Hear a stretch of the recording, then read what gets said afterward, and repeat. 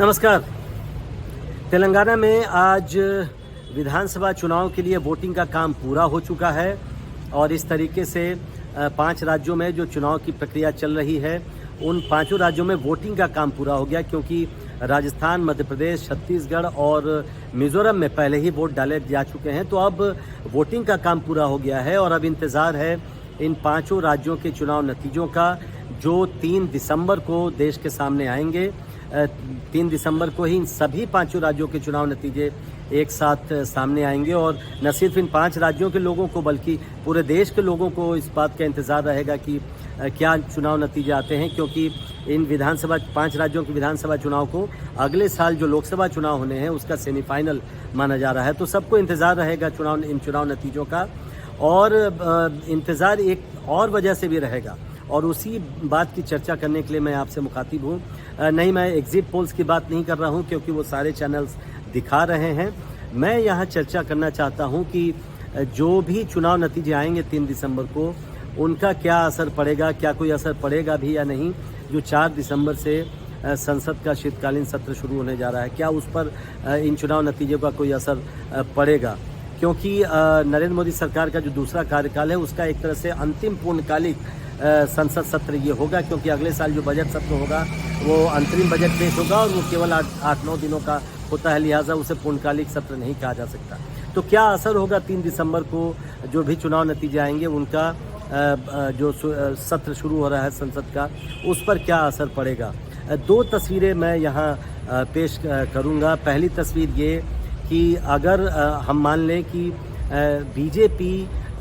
अच्छा प्रदर्शन करती है इन 5 राज्यों में, खासकर 3 ऐसे राज्य जिनमें पहले से बीजेपी काफ़ी मजबूत रही है, लंबे समय तक उसकी सरकार रही है, जो हिंदी भाषी जो क्षेत्र हैं, हिंदी भाषा बोलने वाले जो राज्य हैं, राजस्थान, मध्य प्रदेश और छत्तीसगढ़, इनमें क्या रिजल्ट आता है, उस परिणाम आता है, उसमें अगर बीजेपी अच्छा कर जाती है तो ये हम तय मान के चल सकते हैं कि उसका मनोबल काफ़ी बढ़ा रहेगा और जो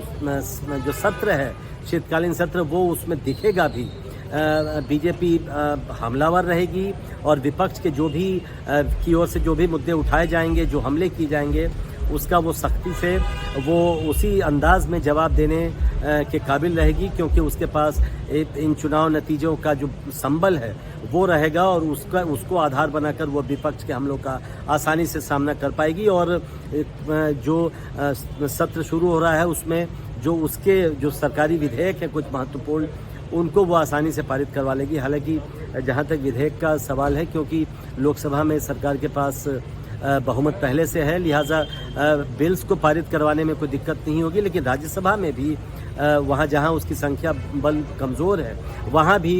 ये तय मानिए अगर बीजेपी अच्छा प्रदर्शन करती है तो इन बिलों को आसानी से पारित करवा लेगी और मनोबल काफ़ी बढ़ा रहेगा। जहाँ तक दूसरी तस्वीर अगर मैं कहूँ कि कांग्रेस अगर अच्छा प्रदर्शन करती है, क्योंकि विपक्षी पार्टियों में इन सभी राज्यों में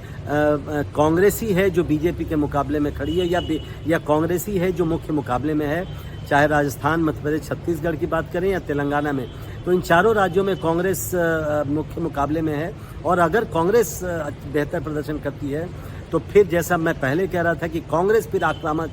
भूमिका में रहेगी, क्योंकि उसके पास उसका भी मनोबल काफ़ी बढ़ा रहेगा और उसे पता रहेगा कि सरकार दबाव में रहेगी इन 3 राज्यों, इन सभी चुनाव नतीजों के बाद, और उसका फ़ायदा उठाकर वो सरकार पर हमलावर रहेगी। न सिर्फ कांग्रेस बल्कि कांग्रेस की जितनी सहयोगी पार्टियां हैं, इंडिया गठबंधन की जो पार्टियां हैं, उसे भी संबल मिलेगा और वो भी फिर सरकार पर हमला करेगी। और जो भी मुद्दे विपक्ष के पास हैं, चाहे वो महंगाई, बेरोजगारी और अब जाति जनगणना का मसला जोर शोर से कांग्रेस पार्टी और बाकी पार्टियां उठा रही हैं, इन सभी मुद्दों को संसद में उठाएगी और सरकार काफ़ी दबाव में रहेगी इन सभी मुद्दों का जवाब देने में। सत्र की शुरुआत में एक और बड़ा मुद्दा उठने वाला है, वो महुआ मोइत्रा का मसला। हम जानते हैं लोकसभा में पैसे लेकर सवाल पूछने का उन पर आरोप लगा था और ये भी आरोप लगा था कि सवाल पूछने के लिए उन्होंने जो सांसद के तौर पर लॉगिन पासवर्ड होता है वो दर्शन हीरानंदानी एक बिजनेसमैन जो उनके मित्र कहे जाते हैं और जो दुबई में रहते हैं उनको अपना लॉगिन पासवर्ड दिया था, जिसकी जांच एथिक्स कमेटी ने की थी और एथिक्स कमेटी ने सिफारिश की थी कि उनकी सदस्यता रद्द कर दी जाए। तो ये माना जा रहा है कि सत्र की शुरुआत में ही इस मसले को लाया जाएगा लोकसभा अध्यक्ष की ओर से और इस मसले को लोकसभा में रखा जाएगा। तो चुनाव नतीजों में हालांकि लोकसभा में उसका कोई असर सीधा सीधा नहीं पड़ेगा क्योंकि जो संख्या बल है वो सरकार के पास है, लेकिन जब ये मसला आएगा तो अगर कांग्रेस पार्टी अच्छा करती है तो विपक्ष सरकार पर हमला करने की स्थिति में रहेगा, लेकिन अगर बीजेपी अच्छा प्रदर्शन करती है तो विपक्ष जैसा बाकी मुद्दों में होगा, विपक्ष बैकफुट पर रहेगी और सरकार उसका जवाब दे पाएगी। इसके अलावा इंडिया गठबंधन के भीतर भी अगर कांग्रेस अच्छा प्रदर्शन करती है तो उसका ज़रूर असर देखने को मिलेगा, क्योंकि लगातार ये कहा जा रहा है कि इंडिया गठबंधन में सीट बंटवारे का मुद्दा इसलिए रुका हुआ है क्योंकि कांग्रेस पार्टी इन चुनावों में व्यस्त है और